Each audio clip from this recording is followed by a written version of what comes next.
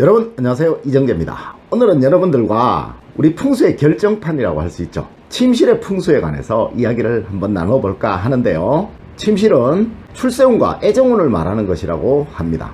출세운과 애정운, 사실 이 두 가지가 우리 인생의 모든 것이라고 할 수 있겠죠. 두 부부의 애정이 좋고 사랑이 넘친다면 늘 그 집안은 행복할 것이고 평안할 것이에요, 그죠? 또한 남편과 아내의 출세운이 좋다면 그 집안의 재물운은 자연히 넘칠 것이고요. 금전의 부족으로 인해서 고생하실 일 없을 테니까 이 집안의 모든 것이 다 이 침실에 있다고 해도 과언은 아닐 듯해요, 그죠? 그래서 저는 한 집안의 풍수를 볼 때 제일 먼저 침실부터 봅니다. 침실이 그만큼 중요한 것이라고 할 수 있겠죠. 침실만 봐도 그 집안의 모든 것이 다 드러나게 되니까요. 자, 그럼 이제부터 이 침실의 풍수와 들어가 보도록 하겠습니다.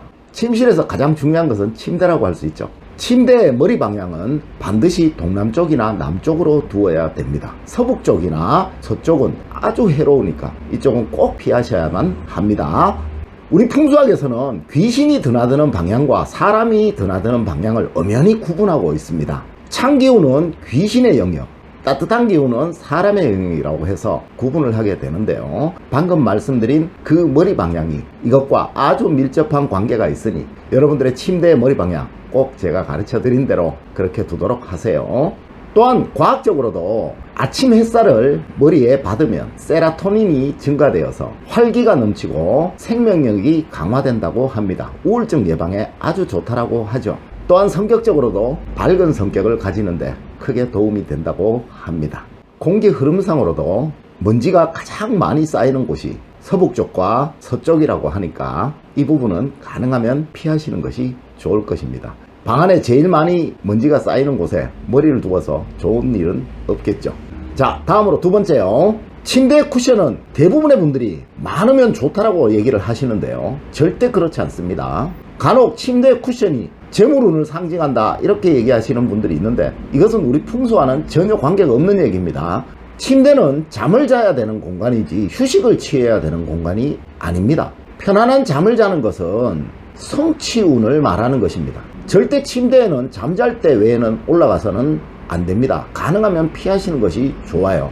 여러분들이 휴식을 꼭 취하시고 싶으시다면 이는 소파를 이용하시는 것이 좋고요. 간혹 쪽잠을 주무실 때도 침대에서 주무시는 것은 좋은 것이 아닙니다. 침대에서는 가능하면 몇 시간 이상 이렇게 주무실 때 외에는 올라가지 않으시는 것이 좋습니다.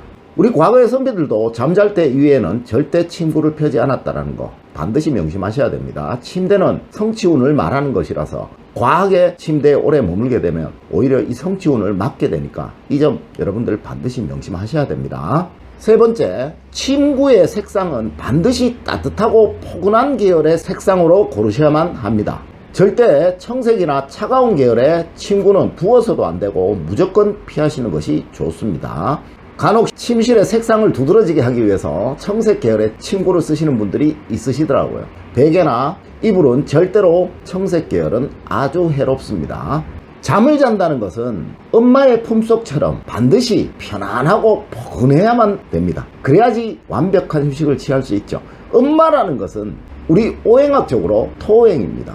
청색 계열과 차가운 계열은 이 토오행과는 절대적으로 상극이니까 이 부분은 여러분들 꼭 명심하셔야 됩니다. 포근함과 안락함, 편안함을 주는 데는 이 차가운 계열은 반드시 피하셔야 된다는 거 여러분들 꼭 명심하세요. 네 번째, 침구는 잠잘 때를 제외하고는 반드시 가지런하게 정돈을 해두셔야만 합니다. 미국의 하버드대 연구에 의하면요, 부자들의 습관 중에서 가장 중요한 것이 이 침구의 정돈이랍니다. 백만장자들을 조사해 본 결과 이들의 습관 중에서 가장 중요한 것으로 이 침구의 정돈으로 나타나고 있는데요. 이렇게 침구의 정돈이 가지런하게 잘 된 사람이 그렇지 않은 사람들보다 약 300% 정도의 성취운을 더 많이 가지고 있다고 하니까 여러분들 이 부분 꼭 명심하셔서 모든 성취를 위하여 침구의 정돈 반드시 아침에 일어나면 하시고요. 그리고 저녁 때까지 그 침구를 가지런히 두는 거 명심하세요. 다섯 번째로, 침대 옆에 협탁은 가능하면 2개 다 있으면 좋은데요. 어쩔 수 없으면 하나만 있어도 상관없습니다. 협탁이 있다는 것은 시각적인 편안함을 말하는데요. 이 협탁 위에 조명은 절대 너무 밝은 색이어서도 안 되고 절대 너무 어두운 색이어서도 안 됩니다. 가능하면 은은한 불빛을 내고 조명 역시도 은은한 색상을 두는 것이 좋습니다. 그리고 서양의 논문에 의하면은 침대 옆에 퍼플색의 소모품을 두게 된다면 재물운에 큰 도움이 된다라는 풍수학 논문이 있다라고 하네요. 그러니까 여러분들 협탁 위에도 작은 퍼플색의 소모품 하나 정도는 올려두시는 것이 우리 동양적 풍수뿐만 아니고 서양적 풍수도 결합하는 부분에서 좋을 수 있으니까 이렇게 해두시는 것도 괜찮을 듯 합니다. 여러분들 협탁 옆에 작은 퍼플색의 소모품 하나 정도 올려두세요. 또한 이 협탁 옆에는 급한 메모를 위해서 펜 하나 정도 가까이 두시는 것을 제외하고 절대 많은 것을 올려두어서 혼잡스럽게 만들어 두셔서는 안 됩니다. 이 부분도 꼭 명심하세요. 여섯 번째, 침대의 형태는 반드시 철제 침대나 차가운 느낌의 침대는 피하셔야만 합니다. 또한 너무 각이 진 것이나 너무 굴곡이 많은 침대들 있죠. 이런 것들은 피하시는 것이 좋습니다. 이 잠이라는 것은요, 무의식을 지배하는 거예요. 그러니까 무의식적으로 나도 모르게 너무 각이 진 침대를 쓰게 된다면 남과의 다툼이 많고 항상 부딪힘이 많은 성격으로 변해갈 수 있습니다. 또한 너무 굴곡이 많은 침대를 쓴다면 성격적으로 결단력이 없어지게 되고 주관이 없어지게 됩니다. 그렇다면 여러분들의 사업적인 성취와는 거리가 멀게 되겠죠. 그러니까 이 부분 여러분들 꼭 명심하시고요. 침대 형태 역시도 꼭 한번 신경을 써보도록 하세요. 일곱 번째, 침대의 위치는 절대 출입문과 창문과 일직선상에 두어서는 안 됩니다. 모든 기의 흐름은 들어오는 곳과 나가는 곳이 가장 강력한 법입니다. 기의 흐름은 출입문에서 들어오고 창문으로 나가게 되고 창문에서 들어와서 출입문으로 나가게 됩니다.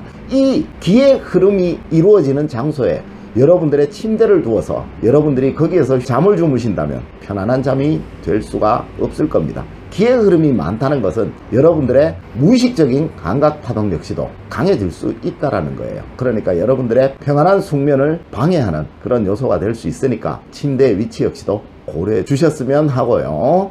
여덟 번째, 침실에 큰 거울이 있다면 절대 여러분들이 침대에 누워서 여러분들의 모습이 보이지 않도록 틀어두거나 옆으로 방향을 바꾸어 두는 것이 좋습니다.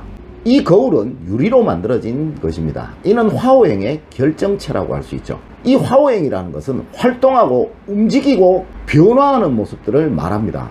여러분들이 침대에 누워 있으면 이는 편안한 쉼을 말하는 거죠. 그런데 여러분들이 거울을 보면서 움직이고 싶고 활동하고 싶고 행동하고 싶다면 이 편안한 휴식을 방해하는 요소가 만들어질 수 있겠죠.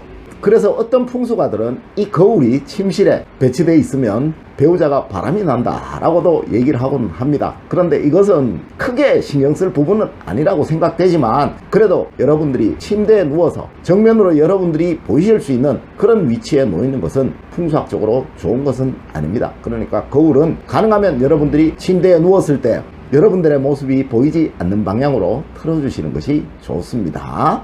아홉 번째, 침실 안에 화분이나 생명체는 가능하면 멀리 두셔야 됩니다. 피하시는 것이 좋다라는 거죠. 잠은 어머니의 품속처럼 포근해야 된다고 말씀드렸죠. 이 어머니의 품속이 토행이라고도 말씀드렸죠. 그죠? 이 성장하고 자라나는 기운은 목오행의 기운을 말합니다. 그러니까 이 토행과는 절대적으로 상극이라고 할 수 있죠. 물론 작은 화분 하나 정도는 관계없을 것 같아요. 창문 위에 이렇게 올려두시는 것은 관계없을 것이나 너무 큰 식물, 또 너무 큰 생명체, 또 너무 많은 화분들은 여러분들의 토행의 기운을 방해하게 되니까 가능하면 침실 밖으로 내보내시는 것이 좋습니다. 자, 마지막으로 열 번째요. 이제 가장 중요한 침실의 벽면입니다. 이 부분을 모르시는 분들이 의외로 많으시던데요. 절대 여러분들의 침대 머리맡에 큰 액자, 큰 사진은 걸어두어서는 안 됩니다. 꼭 사진이나 액자, 그림들을 걸어두어야 되겠다라고 생각하신다면 침대의 좌우 옆면이나 정면이 좋을 것 같아요. 여러분들 머리맡은 절대로 이런 것들 걸어두시면 안 됩니다. 머리맡에 시계 걸어두시는 분 있던데요. 이거 굉장히 안 좋고 해로운 겁니다. 여러분들이 무의식적으로 주무실 때 무의식은 모든 것을 다 느끼고 있습니다. 단지 여러분들이 모르고 계실 뿐이지 여러분들의 무의식은 그 머리맡에 시계 가는 소리도 느끼고 있습니다. 그렇다면 충분한 휴식을 취하는 데 방해가 되겠죠. 그리고 그림들은 위험한 측면들도 있겠지만 풍수학적으로 아주 해롭습니다. 그러니까 방금 말씀드린 대로 큰 그림이나 액자, 사진들은 좌우 벽면 또는 정면으로 배치해 두시는 것이 좋습니다. 자, 이렇게 여러분들의 침실의 풍수에 관해서 말씀을 드렸는데요. 이 침실은 여러분들의 성취운과 행복운을 말한다 그랬잖아요. 애정운, 그죠? 이렇듯이 여러분들의 침실을 방금 제가 말씀드린 대로 이렇게 꾸며두신다면 여러분들의 성취운은 끝없이 올라갈 것이고요. 애정운 역시도 끝없이 올라갈 거예요. 여러분들의 가정은 행복하고 사랑이 넘치게 될 거고요. 여러분들의 배우자분들은 나가서 직장 생활을 하는데 늘 자신의 능력을 다 발휘하게 될 것이에요. 충분한 수면을 취했기 때문에 이러한 일들이 생겨날 수 있는 것이고요. 또한 침실의 배치로 여러분들의 마음의 변화가 올 수 있기 때문에 여러분들의 애정운 역시도 살아날 수 있는 겁니다. 자, 결론적으로 말씀드리겠습니다. 방금 말씀드린 10가지 꼭 참고하셔서 여러분들 가정에 늘 사랑이 가득하시고 여러분들이 하시는 모든 일에서 성취를 이루시기를 기원드리겠습니다. 감사합니다.